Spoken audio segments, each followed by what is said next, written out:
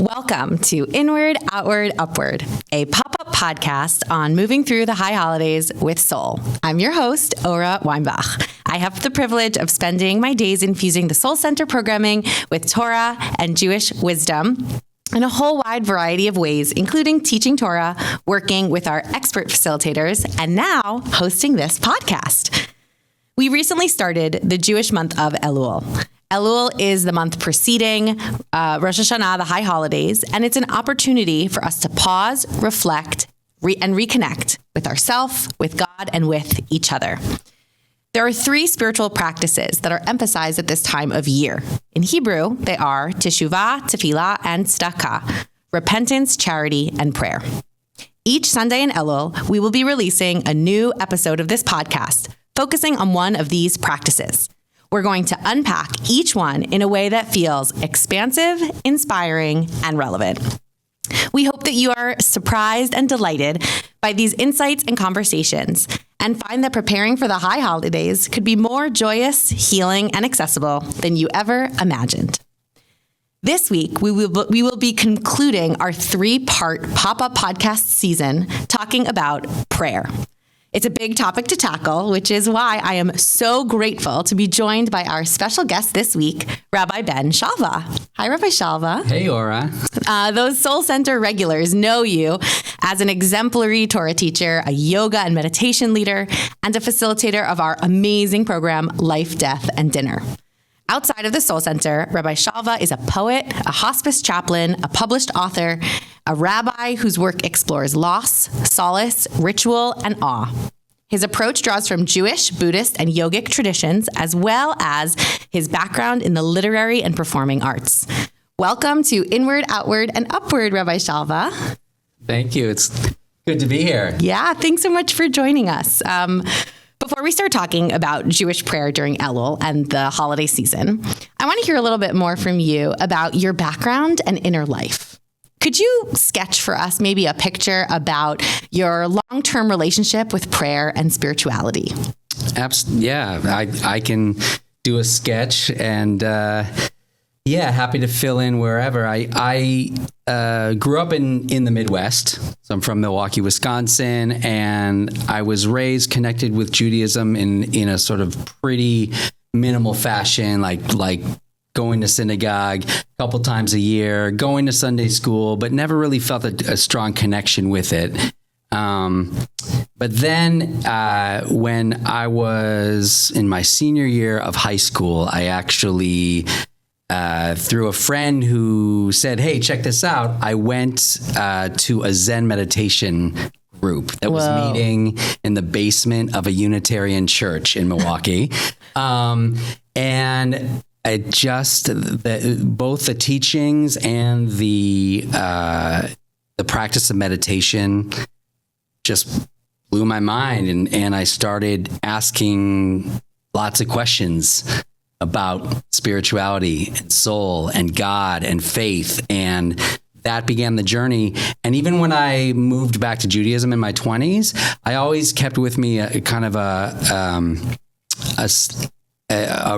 a memory and a resonance from that Zen experience. And so for me, mindfulness and meditation and prayer are always together in my mind. Wow, that's amazing. With that kind of diverse and mixed background, I'm curious if you could share with us maybe, if not the most, but one of the most profound prayer experiences of your life. Well, I would say this would be like my early 20s. I was headed actually, interesting life story of many chapters, but I was headed to theater school. I was headed to theater conservatory after college. And this was in Northern California. And the classes were set to begin just a few days after Yom Kippur. So I was already in Northern California. And you got to picture like the redwoods, just these trees that are like worlds of themselves. And I knew a few people, I had a friend who lived there, and I knew some people from the theater school, but I didn't really have a shul or synagogue that I was connected with. So when Yom Kippur rolled around, I was fasting and I decided what I'm going to do is I'm just going to walk into the woods for the day, that's going to be my Yom Kippur. And as I'm walking and as I'm fasting, at a certain point, and I think it's partly because of the fast, I just go off the trail and I'm really now in the woods with these redwoods, deeper and deeper into these woods. It wasn't like I was getting lost. Like I knew how to get back to the trail. It wasn't that, but it was more like secluded. Yeah. Exactly. And I found myself suddenly moved and overwhelmed by the mistakes I'd made in the past year. I just felt it. And I started saying out loud, I'm so sorry. I'm so sorry. And then I found myself, not because I thought I should, but because it felt right, beating my chest. And I sank down on my knees in the woods and I was beating my chest and saying, I'm sorry. And that was one of those moments where I realized that these teachings and these prayers that we offer, we might offer them authentically or not. It just depends on the person, the day, whatever, the era. But they come from a real place, And I always remember that. If I can, try to get back there. Cool. So that's so fascinating because it sounds like you had a genuine internal experience of the kind of structured and traditional mandated things that people usually do, but that it kind of gave expression to this deep thing that was happening in your soul. That's right. So cool. And I'm pretty sure that's how these practices were invented, Yeah. I'm pretty sure people had authentic experiences that were coming up from inside, or they're blown away by something outside. And it's just, this is what flowed out, and they're trying to capture it in some way to help others and share it. But, Totally. And I think that's one of the challenges of traditional Jewish prayer is that maybe originally it was grounded in these genuine expressions, and the goal is to get us to have a genuine prayer experience. The challenge is the more structured we make that, the harder it is sometimes to feel a genuine connection. And so there's this constant tension between wanting prayer to align with expectations that are designed to help us be part of a community and standards, but also wanting to genuinely feel something and feel a connection. Yeah, it's a real challenge. And also, what the prayers are pointing to, I think, whether the prayers do it or not, again, depends. But what they're pointing to is something really real, and it can be very intimidating, if not frightening. I'm just again thinking about the High Holy Day experience. I don't right now sitting here, I don't want to go really look at the mistakes I've made of the past year. I mean, I can say that. Yeah, of course. Tshuva, that's repentance. That's a good thing. But do I really want to do that? Right. Sit there all day, really, really thinking about what I'm supposed to be thinking about. Yeah. That's actually a really scary, trepidatious thing to do, which is maybe why Yom Kippur is so trepidatious. Yeah. When we do it seriously. Yeah. It hurts sometimes. Yeah. And that's not the only aspect of prayer. I mean, obviously there's gratitude, there's joy, there's blessing, but when we get real, there's generally, and I found this with meditation too, to get to a real place spiritually, you kind of almost, it's like when you're standing at a lake, you're on the pier or the dock or whatever, you know that if you get in that water, it's going to be awesome. But you know that getting in water will involve a moment of discomfort, real discomfort. Yes. Yeah. And you're standing and you just know, but you cannot get in that water without getting in that water and feeling the cold. So then this is a really important question. I think the metaphor holds. Are you a jump all the way in at once, put your head under the water, be uncomfortable all at once? Or are you an inch slowly in kind of person when you're jumping into the water? Yeah. I've learned to just run, close my eyes and jump, because otherwise I'm just, otherwise I frequently missing out. You know? Yeah. I try anyways. Cool. So here's in the spirit of jumping in. I think we've talked around it, but I'm curious if you could try to look into the heart of the matter. And how do you understand what prayer is? Like, how do you define or explain the activity of prayer? What's happening? Yeah. What are you doing? What is it? What are you trying to do? Right. So prayer fundamentally is communication. That in its fundamental nature, it is an act of communicating. And I see it always as a communication with, so it could be a communication. One can think of it as communicating with God, communicating with nature, communicating with soul.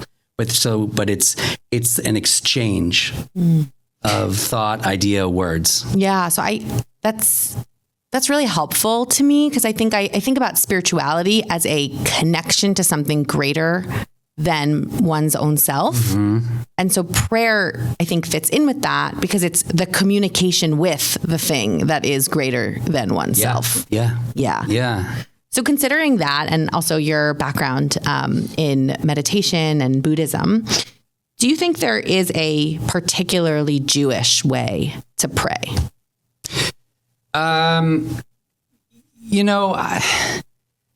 I don't think so. I think ultimately prayer is one of those practices that if it's done right, it kind of transcends specific faith traditions and rituals. Obviously, we have our prayers that we say in a prayer book. We have the Hebrew language.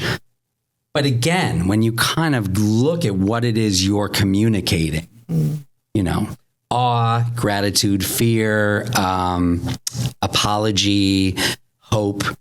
I don't know of a faith or spiritual tradition out there that's not communicating those thoughts. So for me, I don't think there's a Jewish, I don't think fundamentally there's a Jewish way to pray, but we certainly have our style, because we're a people with a certain style, and I think it's good in general. I try to, when I'm teaching and someone comes up and says, I have trouble praying, or I have trouble meditating, or I have trouble, I try to ask them about what do they like? What's their style? What's their, and if someone says to me, for example, well, I love being outdoors. I'm just an outdoorsy person. I'm not going to tell them to set up a prayer practice in a chapel or in their room, because I feel like you should go with your style. And I think there is a Jewish style of sorts, in terms of our language, in terms of our angst, in terms of our hopes, that's our history, all of it, So it's good to kind of, I think, maybe encapsulate the heart of prayer in the Jewishy way that it is our way, right? Yeah, it sounds almost like maybe the clothing that we put on prayer is uniquely Jewish in the liturgy we use and the angst and the history. But the heart of what it is transcends the clothing. Yeah. Right? That we're trying to achieve something that's deeper and more profound and more metaphysical than the trappings that we use to arrive there as Jews. I think that's right. Yeah. So you mentioned sometimes people struggle with prayer. I do often, right? What do you think is so challenging about prayer? What makes it so hard? Well, if we go back to this idea that prayer is ultimately communication, communication can be difficult, right? We're so filled with images and emotions, impulses, and also, of course, kind of on a, maybe a psychological level, we're filled with things we don't even know about, and yet we're trying to sort of take that and move it into some kind of, sounds more scientific or erudite than I mean it to be, but into a linguistic framework. We're trying to put it into words. We're taking this deepest, mushiest, most vulnerable parts of ourselves, and we're trying to contain them in language. Right. Yeah. Right. And then, which feels like a bad vehicle sometimes, or not a sufficient vehicle. It's not a sufficient vehicle. Yeah. You know what it's like when you're having a conversation with someone and you're trying to just get across something and the words are falling short, or they're not there. They're not available. No one invented the right word for that moment, you know? Yeah. And on top of it then, and that's kind of taking it from one level, I think the other challenge is that, and I think the other challenge comes from this first challenge. Oh, it's hard to get our insides out. So then I think the rabbis of the Talmudic era and moving forward said, well, we get that. So what we'll do is we'll write the script for you, and you'll go from the outward in, you know? But the problem there is that, that again, if it works, but there's often a disconnect. I'm reading this liturgy from this book that this very wise person or people put together.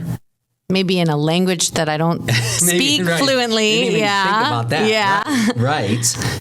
And then, so there again, but even if it wasn't, let's say my mother tongue or something, and I'm reading it, like, does it apply to how I'm feeling? You know, I mean, and so again, that disconnect, I think for some people, it's like, let's call the whole thing off. You know what I mean? Like, I can't share what's inside. I don't know how.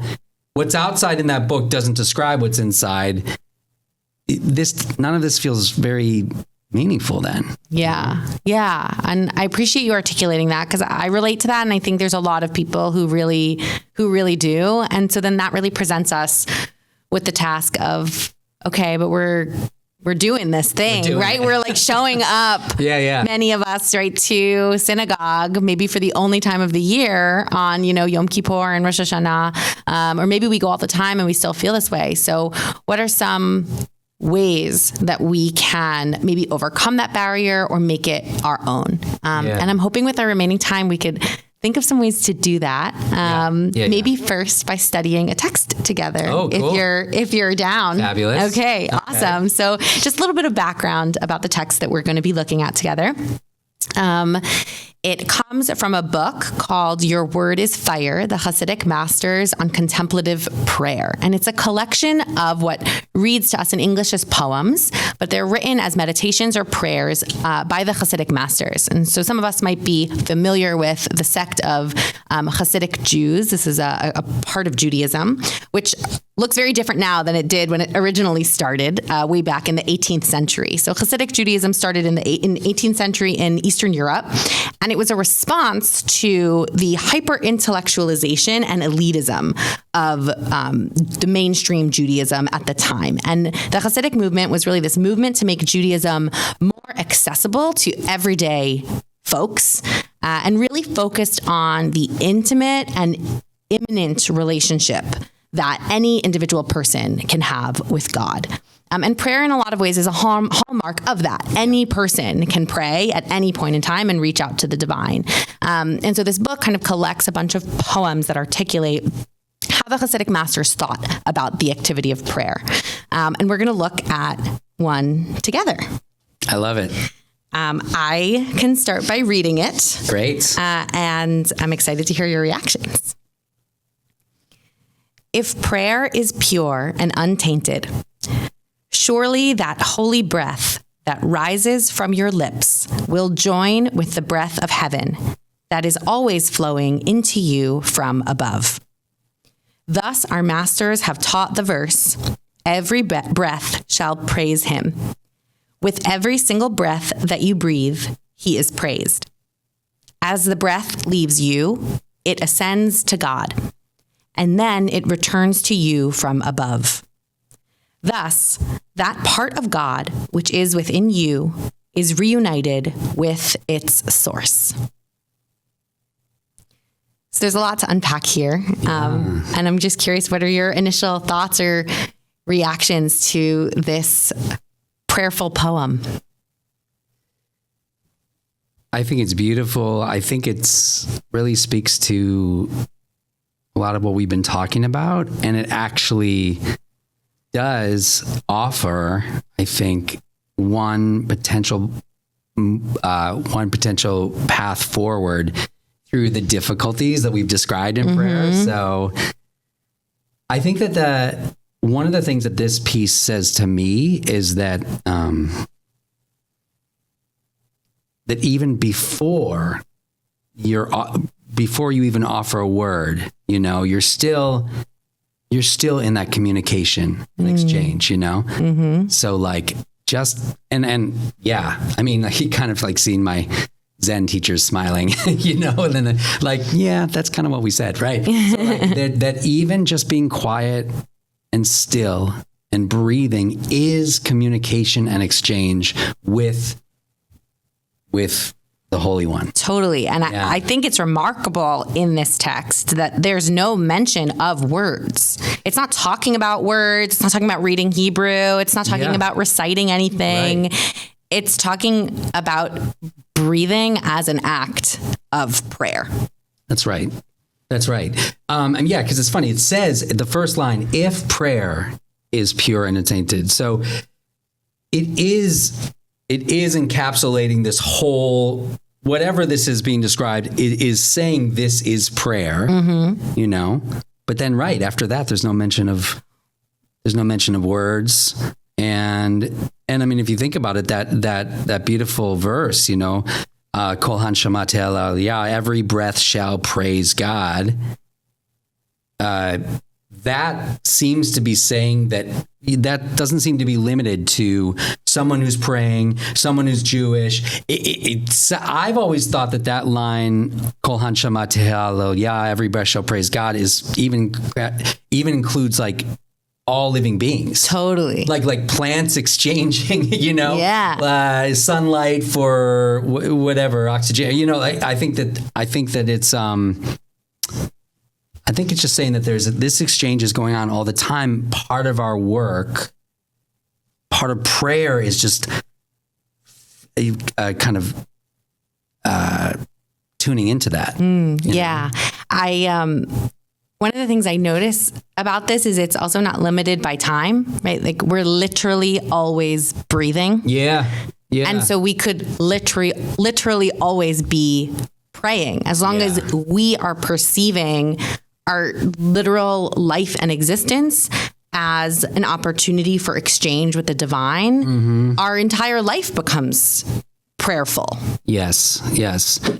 I think that the sages were pointing us in that direction in lots of ways. If you think about, for example, the Shema, the original idea of the Shema, saying that Shema Yisrael Adonai Eloheinu Adonai Echad.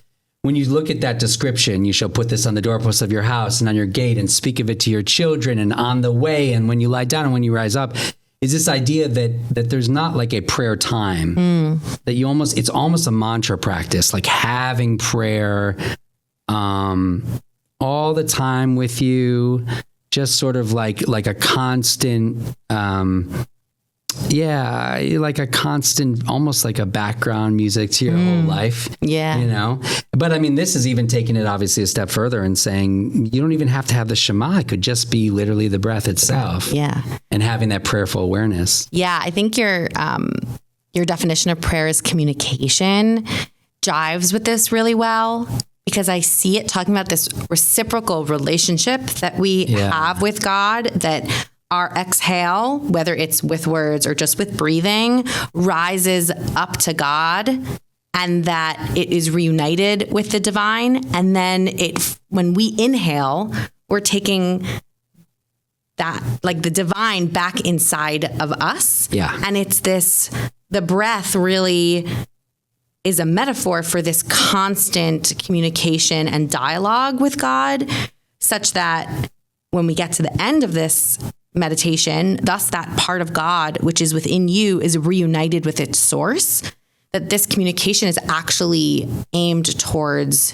union with God. Right. And that actually, I think I see that as the goal, and and having that sense of union, it seems to me like the opposite of that. Like so the idea is we're always breathing, right? So if prayer is pure and untainted, somehow we connect in with that union with God, right? So the opposite of that would be we're still breathing, but somehow we're not aware of that connection and union, you know? Yeah. So I almost think of it like, as you were talking, I was getting this image of like, okay, there's this exchange going on, but I can either be aware of it with this sort of wide vision and wide focus, or I can be stuck in my head, you know? And it seems like, because the opening line, if prayer is pure and untainted. So what if prayer was impure and tainted? What would that look like? Yeah, well, I think it would be like me just in my head. Like, you know how we always have like thoughts spinning in our head, you know? Well, I think like a lot of those thoughts that spinning in our head are not part of that larger exchange. It's a different spin, It's a right? different The spin. spinning in Yeah, here yeah, as yeah. opposed to the cyclical connection and reciprocal breathing, right? And it's actually, I think, such an intimate image. I think if you've ever been physically very, very close to somebody and your breathing aligns, it's like this very intimate feeling, and it's very connective. And I think kind of imagining me exhaling and then to God and then inhaling in the divine, like it's really close. It's giving me the shivers, actually. Well, I mean, that image of in the creation story where God breathes into the first human the breath of life. The thought it sounds to me like a CPR kind of an image where God, I mean, again, I'm sort of anthropomorphizing God here. Forgive me, but like God placing God's mouth over the mouth and nose of the human and inflating them for the first time to have them become Adam and Eve. Let's say, it's very intimate, and it's as connected as beings could be, right? Yeah. So this makes me think, when I think concretely about what it looks like to show up, in synagogue on Rosh Hashanah or Yom Kippur, I think this year I'm going to try to walk in, and before I open my prayer book, before I start getting in my head and intellectualizing, to really take a pause and take a deep breath and keep breathing until I feel that connection or union, almost like a reanimation, like the recreation of humanity, right? To feel like God is with me and giving me that breath of life that is going to empower me to be vulnerable and real and jump on into the lake in my prayers. That's good. And can I add a recommendation to that? Please. I love that. And I think that another way to do that is as you're walking into synagogue, right? Or as I am too, as we do that, and you're having that pause before you get into the book and get into the thoughts, right? I know from the yogic tradition, one of the recommendations is as we practice to sort of have a soft vision, like where we're aware of our peripheral vision. And I know that, biochemically that changes our very brain waves when we're aware of the sides of our vision, and also if we're aware of the sounds.